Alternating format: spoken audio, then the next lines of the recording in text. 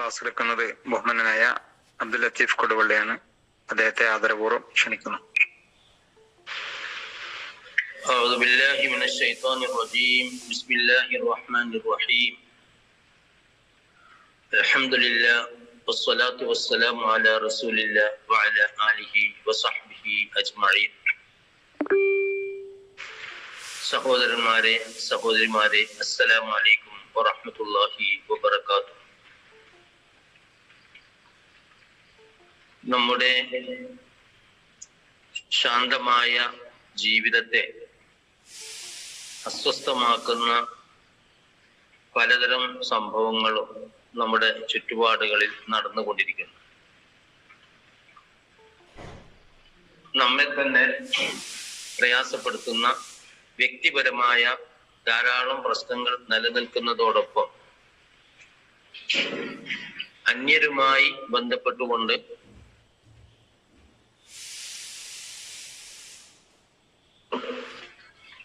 നമ്മെ പോലുള്ളവരുടെ ശാന്തതയെ നഷ്ടപ്പെടുത്തുകയും പ്രയാസപ്പെടുത്തുകയും ചെയ്യുന്നത്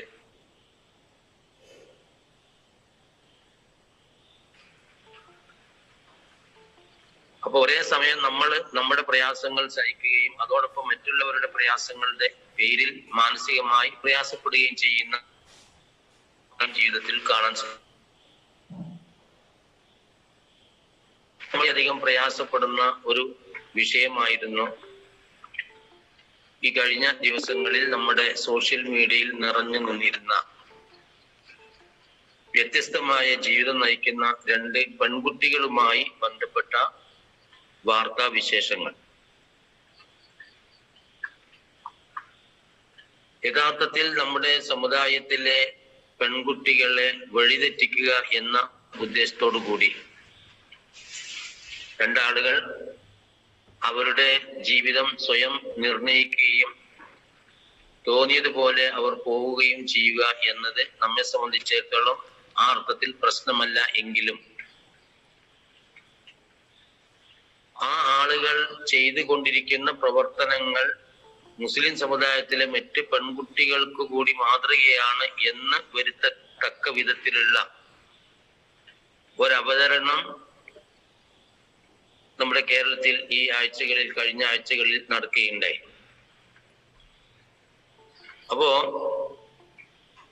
ഇത് നമ്മൾ അറിയാതെ നമ്മുടെ സമൂഹത്തെ അധാർമികതയിലേക്കും വഴികേടിലേക്കും കൊണ്ടുപോകുന്ന ബോധപൂർവമായ ശ്രമത്തിന്റെ ഭാഗമാണ് എന്ന് നമ്മെപ്പോലുള്ള ആളുകൾ പലപ്പോഴും മനസ്സിലാക്കാറില്ല. നമ്മൾ ധരിക്കുന്നത് ആരോ ചില ആളുകൾ എന്തോ ധരിക്കുക.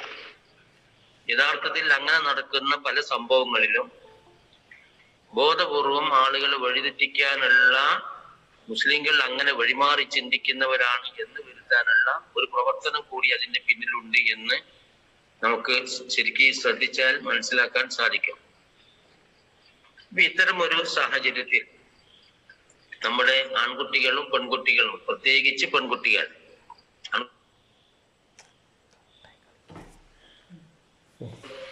വഴിതെറ്റിയ അവസ്ഥയിലാണ് പെൺകുട്ടികൾ എന്നത് വിശദീകരിക്കേണ്ട ആവശ്യമില്ല. ദൈനംദിനം നമ്മൾ കണ്ടുകൊണ്ടിരിക്കുന്ന ഒരു യാഥാർത്ഥ്യമാണ്.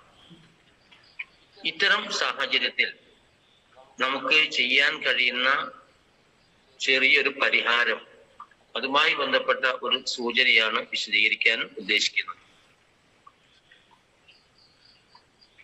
കുട്ടികളെ സ്വാധീനിക്കുന്ന ഘടകങ്ങൾ പലതാണ് എന്ന് നമുക്കറിയാം. അതിൽ ഏറ്റവും പ്രധാനപ്പെട്ട കാര്യം, മാതാപിതാക്കളെ സംബന്ധിച്ചിടത്തോളം കുട്ടികൾ, പ്രത്യേകിച്ച് പെൺകുട്ടികൾ, അവരെ സംബന്ധിച്ചിടത്തോളം എൻ്റെ ജീവിതത്തിലെ എനിക്ക് ഏറ്റവും വിശ്വാസമുള്ള, വിശ്വസിക്കാൻ പറ്റുന്ന, എന്നോട് ഏറ്റവും സ്നേഹമുള്ള, എൻ്റെ എല്ലാ കാര്യത്തിലും താല്പര്യമുള്ള, ബന്ധപ്പെടാൻ പറ്റുന്ന ഒന്നാമത്തെയും രണ്ടാമത്തെയും ആള് മാതാപിതാക്കളാണ് എന്ന് കുട്ടികൾക്ക് ബോധ്യം വരിക, അവരെ ബോധ്യപ്പെടുത്തുക എന്നതാണ് നമ്മുടെ മുമ്പിലുള്ള ഈ വിഷയത്തിലെ ഏറ്റവും വലിയൊരു പരിഹാരം എന്ന് പറയുന്നു. എന്ന് പറഞ്ഞാൽ കുട്ടികളുമായി അടുത്ത് ഇടപഴകാതെ അവരുടെ ആവശ്യങ്ങൾ നിർവഹിച്ചു കൊടുക്കുന്ന ഒരു റോളാണ് യഥാർത്ഥത്തിൽ ഇന്ന് മാതാപിതാക്കൾ നിർവഹിച്ചു കൊണ്ടിരിക്കുന്നത്. അവരുടെ ആവശ്യങ്ങളൊക്കെ, ഭൗതികമായ എല്ലാ ആവശ്യങ്ങളും നമ്മൾ ഇങ്ങോട്ട് ചോദിച്ചാലും ചോദിച്ചില്ലെങ്കിലും ചെയ്തു കൊടുക്കുന്ന ഒരു രീതി. ഇതിന് പകരം അല്ലെങ്കിൽ ഇതോടൊപ്പം എല്ലാ കാര്യങ്ങളെ സംബന്ധിച്ചിടത്തോളം മറയില്ലാതെ സംസാരിച്ച് കൃത്യമായി ബോധ്യപ്പെടുത്താൻ കഴിയുമ്പോൾ ഈ കുട്ടികളെ മിക്കവാറും നമ്മുടെ കൂടെ നിർത്താനും നമ്മൾ ചിന്തിക്കുന്ന പോലെ ചിന്തിക്കാനും അവരെ പ്രേരിപ്പിക്കാൻ സാധിക്കും.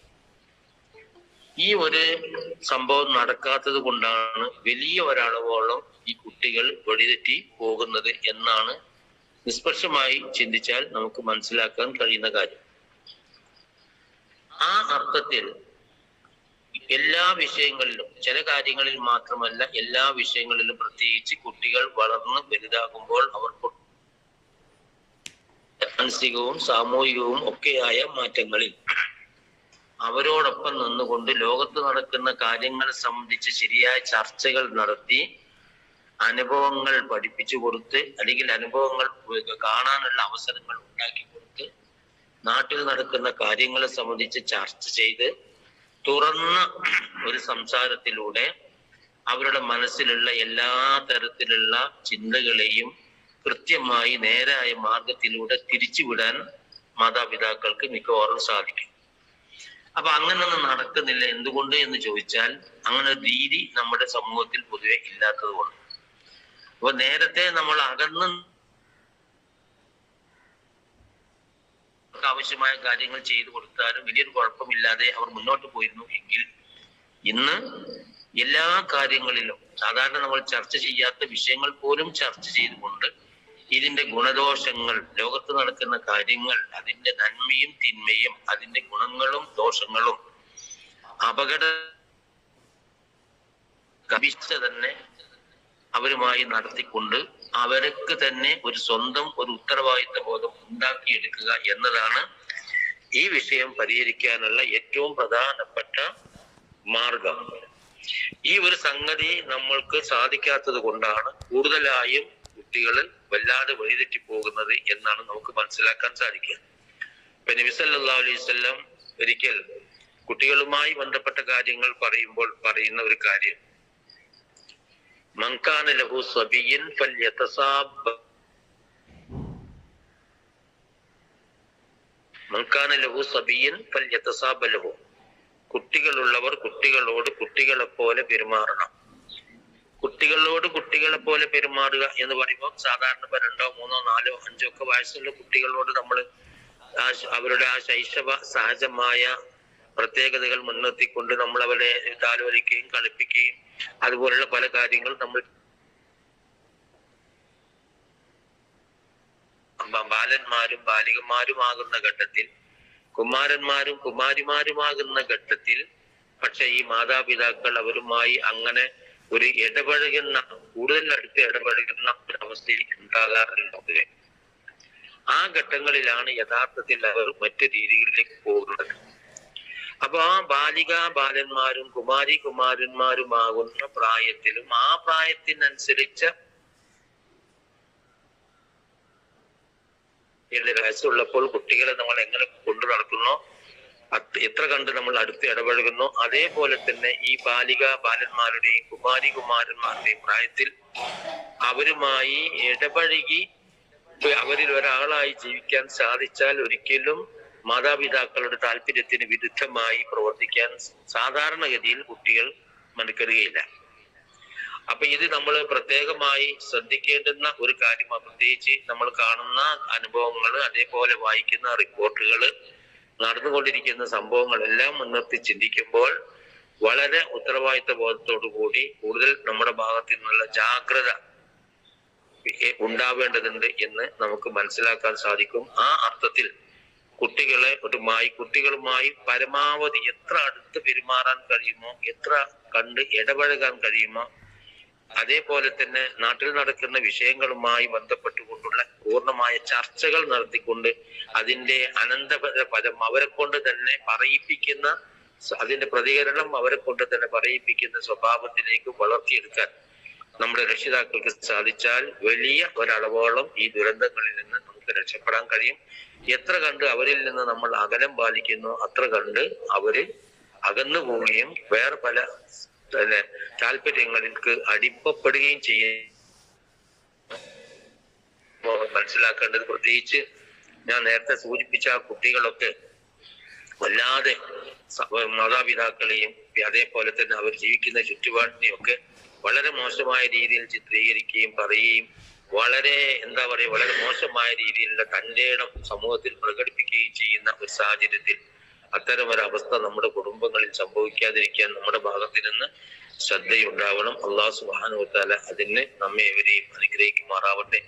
വആഖിറു ദഅവാന അൽഹംദുലില്ലാഹി റബ്ബിൽ ആലമീൻ. അസ്സലാമു അലൈക്കും വറഹ്മത്തുള്ളാഹി വബറകാതുഹു.